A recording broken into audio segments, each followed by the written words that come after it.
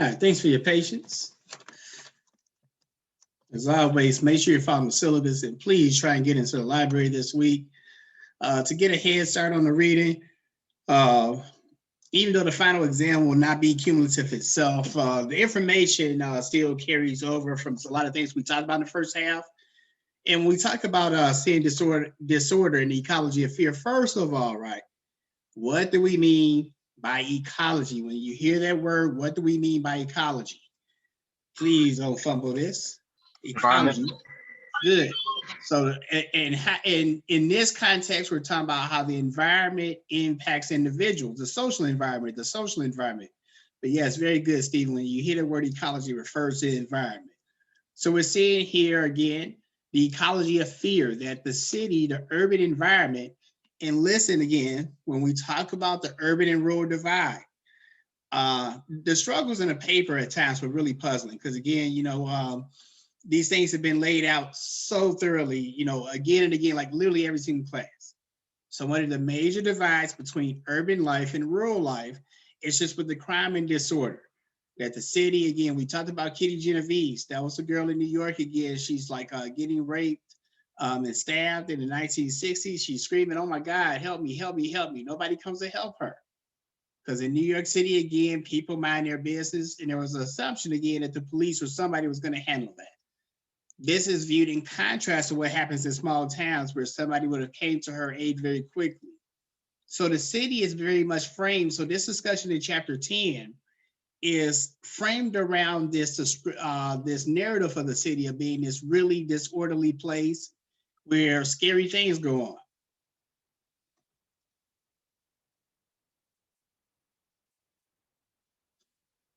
And again, that part, before I even got into the lecture and speaking to you for these 2 minutes, the purpose of that is to lay out when you talk about these testable things, that these testable things that you see here don't make sense if you don't understand the context of what I was just communicating just a moment ago.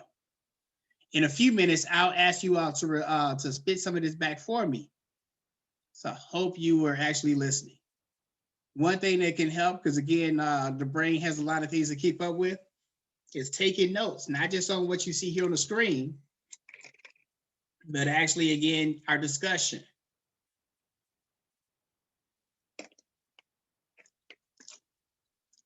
But an expectation of professional adults is to be able to have a discussion and be able to recall the details of that discussion later on.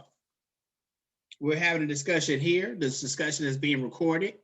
If there are elements of it you forget, go back and look at it. If you forget it again, look at it one more time, and then look at it again after that.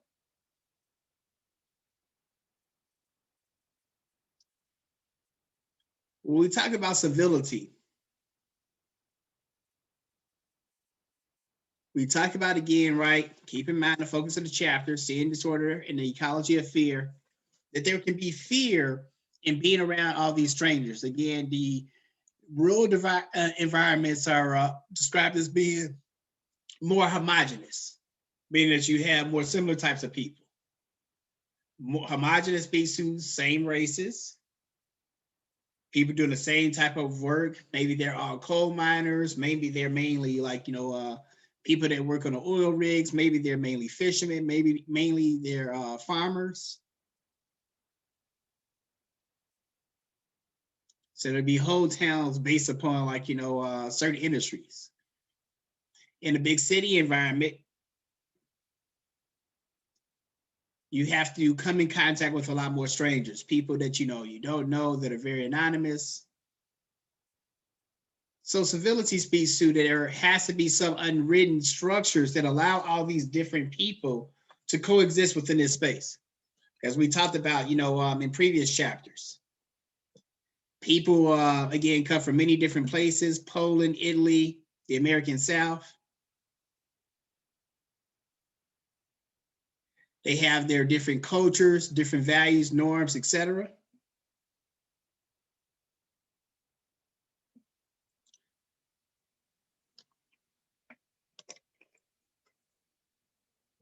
And they have to find a way to tolerate each other's differences.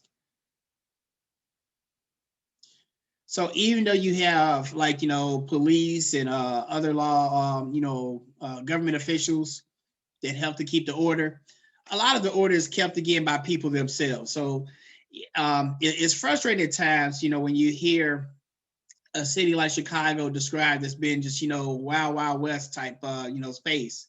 And again, it does have like its share of violence, to say the least, no question. But for the most part, it's not as hard as you might imagine to avoid drama, violence, and conflict. There are some cases where, again, like you may get caught in the crossfire of some other conflict, but for the most part, because people know that it can get set off at any moment, it actually adds another level of civility, because if you're going to have beef, you need to really be sure that you mean it in a way that might be different, like than like Champaign, Illinois, the small college town that I went to grad school in. But there have been some perspectives on decline in civility, where these cities are becoming less of a peaceful place, and it depends upon who you're talking to. So in the last chapter, we talked about, like public life and like the public square, the public sphere. We talked about the private, the parochial, and the public. The public sphere, again, where people come together. So again, you got all these different groups, you got all these different races in a place like New York City. That a lot of times people may hear a term like Asian, but that's a misnomer. You have Koreans, Japanese, Filipinos, Chinese. And to call a Japanese person a Korean, please don't do that to Dr. Kawaguchi, for example. To call a Japanese person a Korean would be a bit insulting. Again, many of these cultures, they got beef from generations back. But in this space in New York City, they got to find a way to live and coexist with each other without getting into violence. Puerto Ricans and Mexicans got to find a way to coexist in these public spaces. And by coming together in a public square and seeing that these differences that we may have imagined between Korean and Japanese are a lot smaller than, again, are given credit, we're able to develop some civility that way. But as more and more people, again, as we talked about, particularly with the technology, where you have fewer people coming into public spaces, and it helps to break down our levels of civility and tolerance. Again, cities have always been a place of tolerance where you have so many different people with so many different lifestyles. But when you don't interact with people as much, your tolerance goes down. And the way that the cities are designed, both in terms of technology and also, we talked about this a little bit last chapter, but we'll talk about this some more going forward. There was also a breakdown in terms of like rich and poor, where if you're rich living in many cities, you can isolate yourself from the less sanitized parts of the city, if you will. We also see excessive policing, where again we see this like with the stop and frisk policy of New York City, where again the public, you can't just gather in public spaces. In places like Chicago, they made it illegal where if it was like more than 4 or 5 people, true story, if it was like 4 or 5 people like grouped together, they could charge you with gang loitering. That if y'all stand there too long. And this was done like, again, so the trap boys and stuff like that selling drugs might stay on the block all day. So they pass this law as a way to lock them up. But there would be actually some people that was not in the game and not selling drugs that would just be gathering, particularly like as public parks and places like that for people to gather began to be decreased. But we see this again, this decline civility, where it's like taxis with protective glass, mesh on homes, going into the currency exchange and stuff like that, and all types of protective glass. One of the things you're going to have to talk about again is ghettos and enclaves. And one of the things that you'll know if you're in the ghetto is that when you go to the gas station, and if it's real thick protective glass, a lot of times that glass has been shattered several times over, but they couldn't break through. So you see these things in certain communities, and in this way, right, it leads to a further breakdown of our human connections to each other. We particularly see this amongst Black folks. We talk about the public realm, right, where again, the private, the parochial, and the public. The private, parochial, and the public. We talked about this last chapter. In the public sphere, again, in the urban planning chapter, we talked about how there were many parks and things like that developed to allow people to kind of still have that small town feel where people might gather in the town square for a fair or festival or something like that. So we wanted to have those kind of like, that kind of feeling in big cities such as, Philadelphia or Los Angeles. But oftentimes, historically, Black people have been excluded from these spaces. We see this, for example, like, Atlantic City Boardwalk. So some probably more from your grandparents' time, even more than your parents, like there was a song, Under the Boardwalk, under the Boardwalk. So it's about Atlantic City. But that usually was not inviting to Black folks. So again, the boardwalk where people get to walk along, the ocean, nice hotels, shopping areas. But oftentimes, Black people will be excluded from these spaces.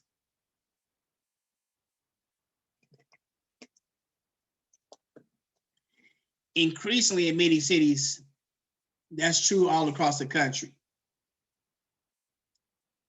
And like I talked about before, right, where we talked about Las Vegas, in many ways, kind of, an amusement park type city. Where, again, like these cities almost always are heavily populated by Black and brown people. The big business in these cities is, characterized and ran by really rich white people. They're able to exist in a very different world than the rest of the city does. So keep this in mind, right? Again, when you go to cities, all across the world, in Montego Bay a few years back, and going to Jamaica, like the resort that we were in, and I hate resorts normally for this reason. The resort that we were in many ways, was not fully Jamaica.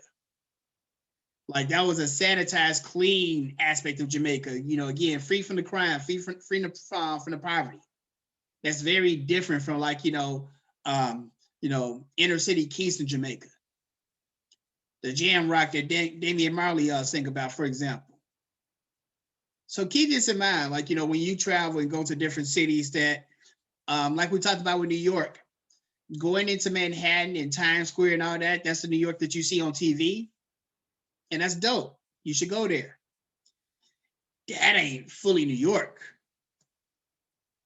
Like again, Brooklyn, Bronx, the hood. That's a very different vibe in New York City. As I'm sure is the case in your city as well, or whatever city that you live near. We'll leave it there for now. One of the things I want you to work on for Wednesday, and I might be willing to throw out some extra credit points on this. Then when we talk about, again, and keep in mind the focus of the chapter, seeing disorder and the ecology of fear, seeing disorder and the ecology of fear. That increasingly the city was seen as a place, an environment that was going to inspire fear, that it was an environment that was going to be like, have a whole bunch of crime and disorder. It was going to drive businesses away. It was going to drive hardworking families away. So a strategy to try and solve this, again, as relates to crime, and my sense is that the criminal justice majors in particular, all of you probably have heard of this theory, but I know it's a core criminal justice theory, the broken windows theory, and how it influenced urban environments. So this was a theory that, again, was used to influence urban environments. The author describes this in great detail in the text. You can find additional, again, it's totally okay to supplement information from some of these other sources, but please, as always, make sure that you write it in your own words, write everything in your own words. You'll remember it a lot better that way anyway, and you'll actually be able to get full credit.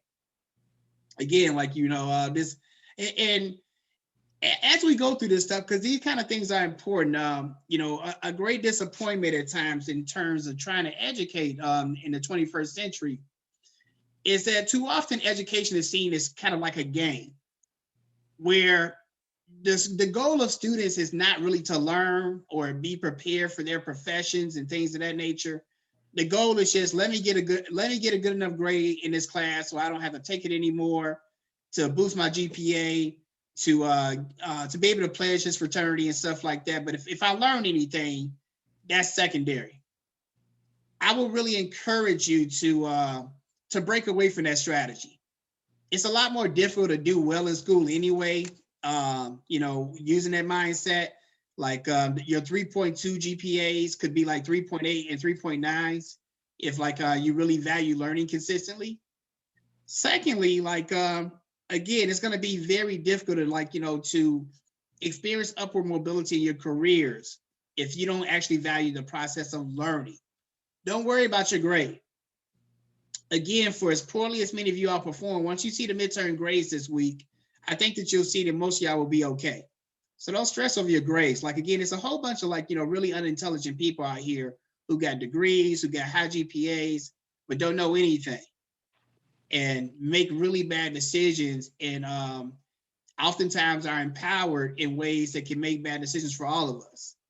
So I really want to encourage you to, again, because I try and teach you in a way where I really cultivate and stress your learning, and I show concern about you all as people. But it gets disappointing when I read these papers and stuff, and just we go through these motions where each day there's an effort to try and get over on me, one of your biggest allies, that as opposed to just trying to, what I want us to do, be partners together in your learning. I want us to be partners in that. But if only one of us is really invested in that, that makes it very difficult. And it makes it challenging for me as an educator as well. It makes it more difficult for me to invest emotionally in my students when I see such a lack of investment from them. The good news is we got time to do that. I hope you understand why this is important. You do have, again, as it relates to the points, again, you got many opportunities, again, to get in the ball game with that. I try and be really clear on what the expectations are for this class. I'll attempt that again very quickly and going over the directions for assignment 2, which is posted onto the site. Now, one of the first things that you want to do here, right?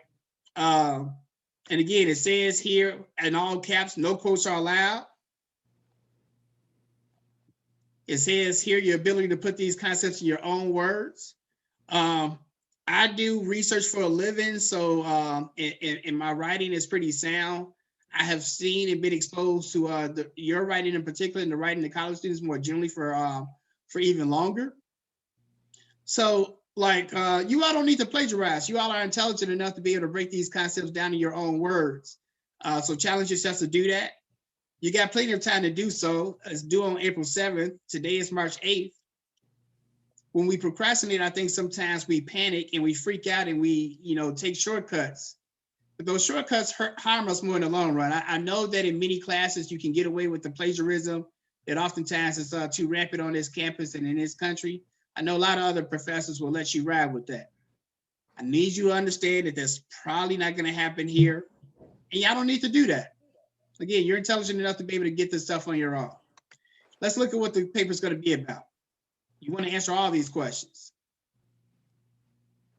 What's the difference between a ghetto and an enclave? What are some examples of enclaves referenced in the book? Again, so you'll need to get and access the book to answer these questions. How have federal laws played a role in the development of ghettos and enclaves? Explain the difference between assimilation and hypersegregation. You want to be able to explain in intricate detail the ways that white, Black, and Latino families have been impacted by their migration to northern cities and suburbs. In this paper, you need to explain what gentrification is.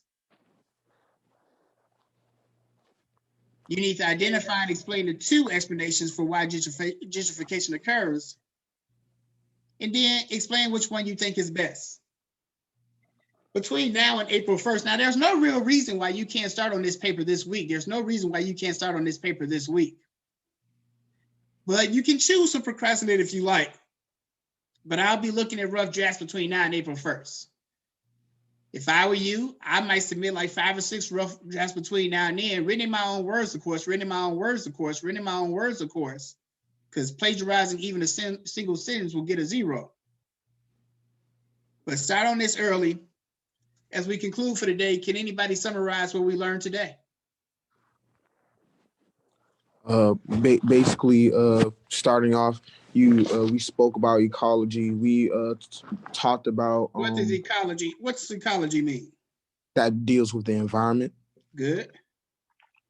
Now, also, besides speaking about ecology, I'm gonna go back to my notes because I made sure I wrote about it. No, no notes. Just Oh, talk. no notes. Because we had Oh, we just had a discussion for 25 minutes.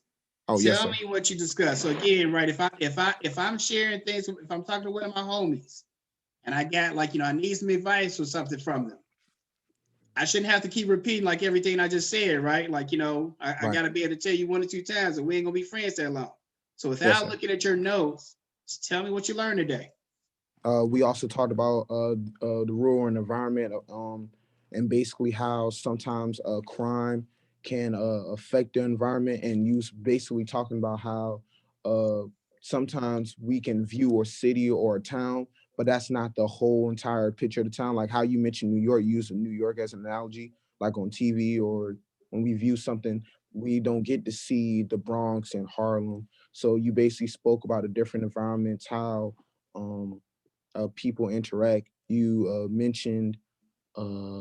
you mentioned a couple of terms on one of the slides, and basically, um, I'm trying to think of how. Anybody else want to chime in? What did you learn today? Also dealt with what's the word, civility, and how that deals with strangers just dwelling with each other and just being peaceful around Good, each other. Mhm. And good,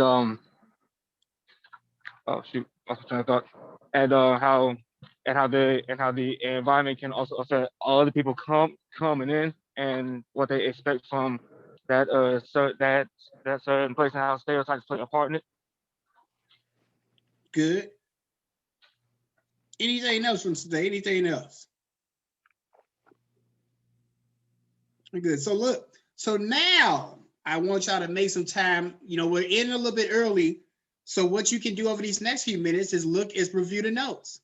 We still continue to struggle. Again, there were some good points there, but you ought to not have nearly enough detail from today's lecture. Again, I continue to wonder what's going on while I'm talking, but a lot of it just continues not to stick.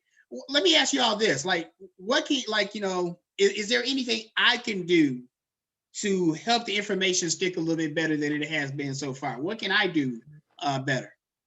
Uh, well, Dr. Hummer, I speak for myself. I know I've been slacking, and I have to get myself right accordingly for myself. So it's not, I have to just take responsibility for not retaining or the information like how I can be. Like, and then two, I know I have to start getting more sleep too, because I don't want to be drowsy. And then while you're talking, I don't want to be dozing off. So for me, I have to take accountability for myself and get myself properly prepared so I can make sure that I'm understanding and being able to understand and comprehend the information and give it back to you. So yeah, I take responsibility for myself. I have to get myself together. It's not you. Now, I mean, of course, I know it's mainly y'all. Don't get me wrong, but we're all in this together.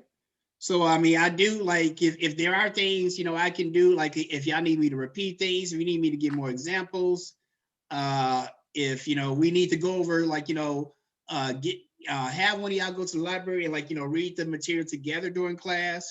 There are all types of strategies we can utilize, but it is concerning the extent that the information does not seem to be retained. The sleep is definitely like I totally understand that. And like I say, if you cannot be fully engaged during this time, either because you're busy, you got to work, or you're just tired, the information is going to be available for you. It's being recorded. Check it out again. Um, After if you took notes today, take some time to look at them again and make sure that you understand what's important. Um, but we gotta be a little bit better, like in the moment. Uh, yeah, we're capable of doing better. We still got time to do so. Mr. Williams.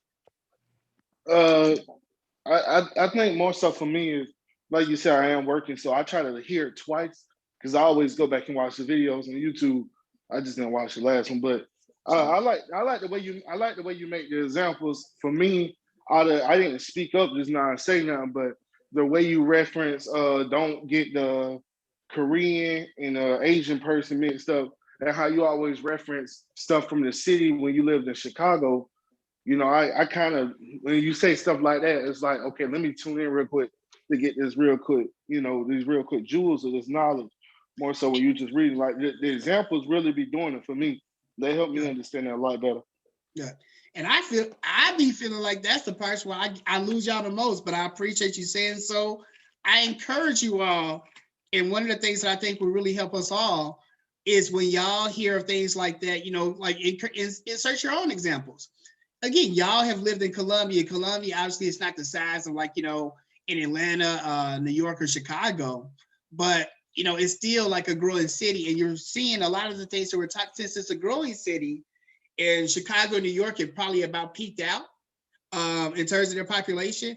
A lot of these things you're seeing right now, like particularly if you like it, I'm sure, I know just during a short time that I've been down there, there have been areas that I'm seeing built up and develop at a faster rate than some areas.